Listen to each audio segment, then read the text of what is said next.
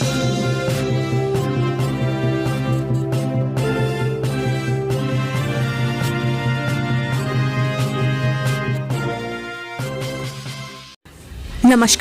आपका हमारे news channel UK24 news में स्वागत है। बिग न्यूज, नानकमत्ता में रस्तोगी ज्वेलर्स परिवार के 4 लोगों के शव बरामद, मचा हड़कंप। उधम सिंह नगर जिले से सनसनीखेज समाचार है। नानकमत्ता में एक ही परिवार के 4 लोगों के शव मिले हैं। पुलिस को 2 शव घर से थोड़ी दूरी पर झाड़ियों में मिले। दोनों शवों की शिनाख्त कर जब पुलिस उनके घर पहुंची तो वहां 2 महिलाओं के शव मिले। मृतक अजय रस्तोगी और उदित रस्तोगी ज्वेलर्स थे। नैनीताल हाईकोर्ट में स्ट्रीट वेंडर मामले की सुनवाई 6 फरवरी तक मांगा जवाब। इस मामले की सुनवाई के बाद कोर्ट ने की खंडपीठ ने सरकार व नगर पालिका नैनीताल से 6 फरवरी 2022 तक जवाब पेश करने को कहा है। ऐसे में अब इस मामले की अगली सुनवाई 6 फरवरी को होगी। राज्य कर्मचारियों को नए साल पर तोहफा 31% महंगाई भत्ते का मिलेगा लाभ। उत्तराखंड सरकार ने राज्य कर्मचारियों को नए साल का तोहफा दिया है। दरअसल शासन ने राज्य कर्मचारियों को 3% महंगाई भत्ते में बढ़ोतरी का आदेश किया है। ऐसे में अब राज्य कर्मचारियों को अब 28% की जगह 31% महंगाई भत्ता मिलेगा। हरक सिंह रावत बोले, हरीश रावत की जुबान पर विश्वास नहीं, एक सीट पर बांट सकते हैं कई टिकट। हरिद्वार दौरे पर पहुंचे हरक सिंह रावत ने कहा कि हरीश रावत की जुबान पर विश्वास नहीं किया जा सकता, वो एक ही समय में एक सीट पर कई टिकट बांट सकते हैं। हरक सिंह रावत ने hydro electric appliance union Uttarakhand के 22वें वार्षिक सम्मेलन में ये बात कही। खटीमा में सीएम धामी ने उत्तराखंड की पहली क्रोकोडाइल सफारी का किया लोकार्पण, बोले मिलेगा रोजगार। मुख्यमंत्री पुष्कर सिंह धामी ने अपने खटीमा दौरे पर सुरई वन रेंज में क्रोकोडाइल सफारी और जंगल सफारी का लोकार्पण किया। इसके अलावा टनकपुर स्थित नंदौर सफारी के गेट का लोकार्पण भी किया। बीजेपी एमएलए ने अपनी सरकार पर उठाए सवाल, मंत्री हरक के विभाग पर लगाए भ्रष्टाचार के आरोप।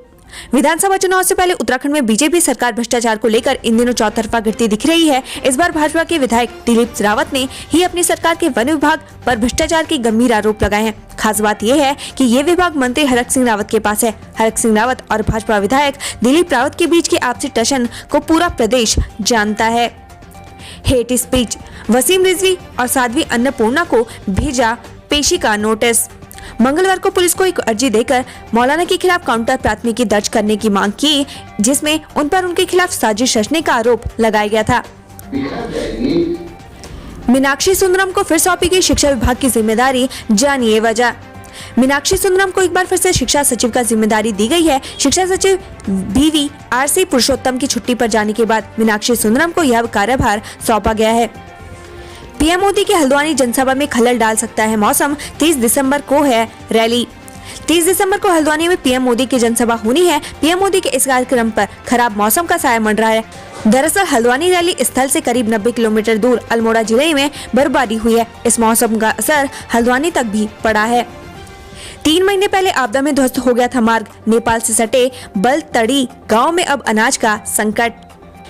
नेपाल सीमा से सटे बलतड़ी गांव का पिछले 3 महीने से शेष दुनिया से संपर्क कटा हुआ है, जिसके चलते अब गांव में खाद्यान्न संकट भी पैदा हो गया। दरअसल सितंबर माह में आई आपदा के चलते बलतड़ी गांव को जोड़ने वाला अश्व मार्ग जमीजोद हो गया था। इस मार्ग के जरिए ही बलतड़ी गांव में जरूरी चीजों की आपूर्ति होती थी। मार्ग बंद होने से खाद्यान्न आपूर्ति बुरी तरीके से ठप है। इस कारण ग्रामीण अब जरूरी चीजों को मोहताज हो गए हैं। नैनीताल हाईकोर्ट में आय से अधिक संपत्ति मामले की सुनवाई, जांच शीघ्र करने के आदेश। सहायक समाज कल्याण अधिकारी कांतिराम में आरोप है कि 2010 से 2013 तक टिहरी में जब वे जिला समाज कल्याण अधिकारी थे तो उन्होंने वृद्धा व विकलांग लोगों के लिए सरकार द्वारा दिए गए धन का दुरुपयोग किया। धर्म संसद हेट स्पीच मामला, तहरीर देते समय साधु बोले, कोतवाल हमारी तरफ होगा, लगाए ठहाके। धर्म संसद हेट स्पीच मामले से जुड़ा एक नया वीडियो सामने आया है, जिसमें हरिद्वार धर्म संसद से जुड़े साधु संत पुलिस अधिकारी को उन पर मुकदमा दर्ज करने वाले के खिलाफ शिकायती पत्र दे रहे हैं। वीडियो में पूजा शकुन पांडे उर्फ साध्वी अन्नपूर्णा पुलिस अधिकारी को शिकायत पत्र देते हुए कह रही हैं कि आपको संदेश देना चाहिए कि आप पक्षपाती नहीं है। तभी बगल में खड़े यति नरसिंहानंद पुलिस अधिकारी को कहते हैं कि लड़का हमारी तरफ होगा।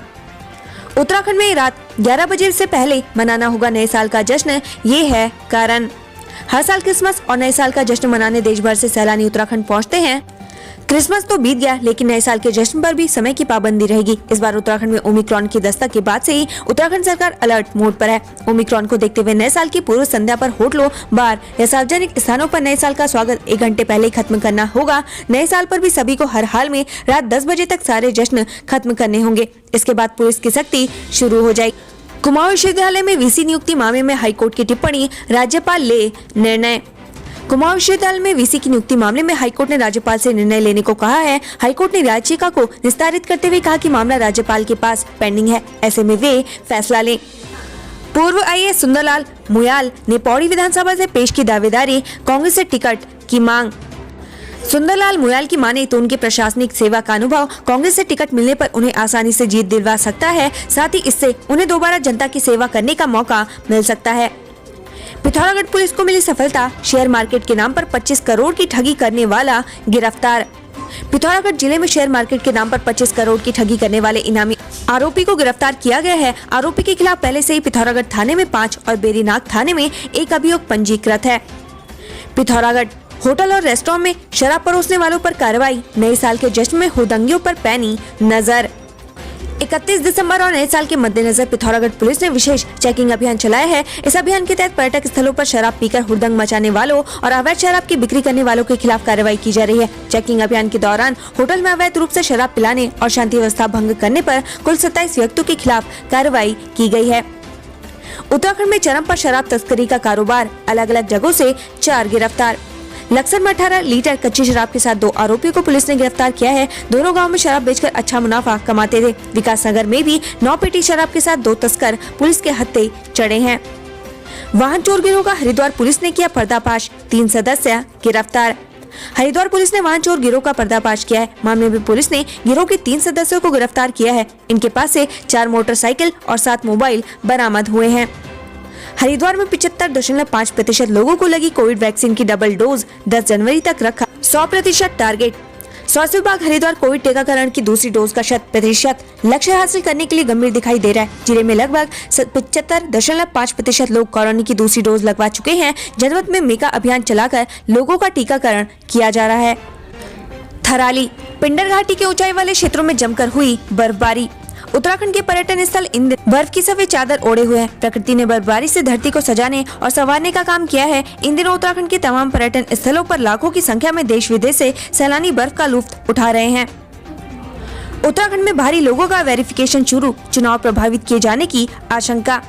उत्तराखंड विधानसभा चुनाव 2022 को लेकर पुलिस ने सख्ती बरतनी शुरू कर दी है। पुलिस ने वेरिफिकेशन अभियान की शुरुआत किया है। इसका मकसद असामाजिक तत्वों पर नजर रखा जाना बताया जा रहा है।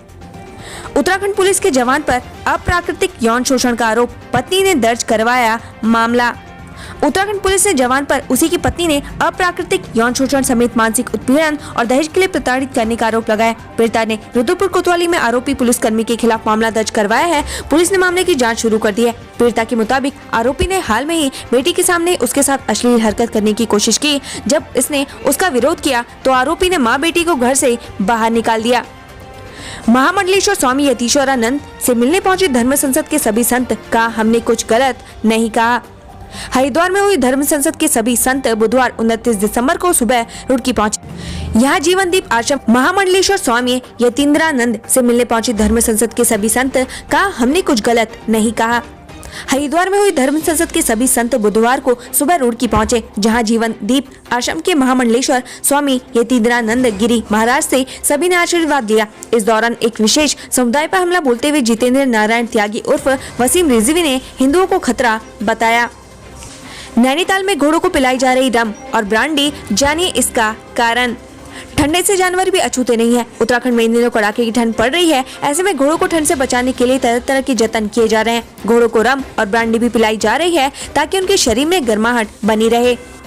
उत्तराखंड के लिए राहत भरी खबर, विदेश से लौटे 4 ओमिक्रॉन संक्रमितों की RT-PCR रिपोर्ट नेगेटिव। उत्तराखंड में चारों ओमिक्रॉन संक्रमित मरीजों की RT-PCR रिपोर्ट नेगेटिव आई है। स्वास्थ्य विभाग की माने तो चारों लोग पूरी तरीके से स्वस्थ हैं। हरिद्वार में हर की पैड़ी पर हंगामा, स्वराज सेवा दल और गंगा सभा के बीच बहस।